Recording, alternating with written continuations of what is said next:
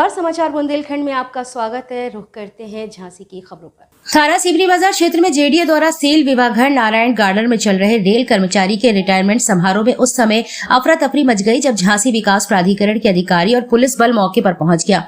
जानकारी मिलते ही विवाघर का मैनेजर बिजली काट कर मौके से फरार हो गया। इससे समारोह में आए हुए रिश्तेदार और करीबी विवाघर के अंदर अंधेरे में कैद हो गए। किसी प्रकार वे बाहर निकले और बाहर आकर पुलिस और जेडीए के अधिकारी से मिन्नतें की। तब कहीं विवाघर में बंद दरवाजे को खोलकर वाहनों को बाहर निकलवाया। वाहनों के बाहर निकल जाने के बाद फिर विवाघर को सील किया। दरअसल झांसी के सिपरी बाजार थाना क्षेत्र में स्थित नारायण गार्डन विवाघर को धारा 28 का के अंतर्गत झांसी विकास प्राधिकरण ने नोटिस चस्पा कर सील किया था। इसके बाद भी शुक्रवार शाम को विवाघर संचालक चोरी छुपे एक रिटायरमेंट का कार्यक्रम करा रहा था। कार्यक्रम में डीजे भी बज रहा था और ढोल नगाड़े भी थे, जिस पर वहां आए हुए लोग डांस भी कर रहे थे। इसकी सूचना जेडी के अधिकारियों को हो गई।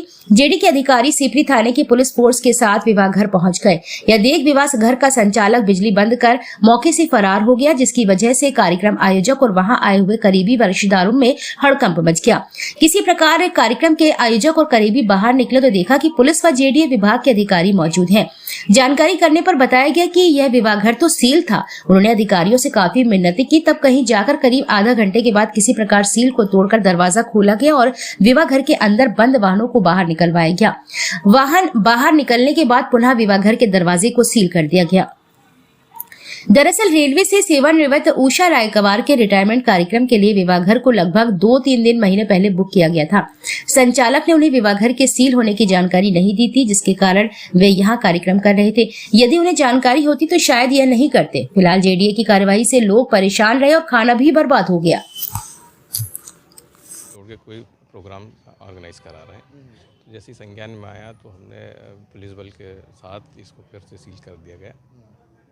सर, यहाँ पर क्या कार्यक्रम चल रहा था और जब लोगों का कहना है कि हम अंदर बंद हो गए, कैद हो गए थे, लाइट भी क्या अभी प्रोग्राम तो कोई कह रहा है कोई शादी फंक्शन कह रहा है, कोई कह रहा है कि किसी का रिटायरमेंट पार्टी है। ये दोनों में से कुछ फंक्शन कह रहे हैं, लेकिन चूँकि अंदर जाके हमने प्रॉपर देखा नहीं कि क्या है।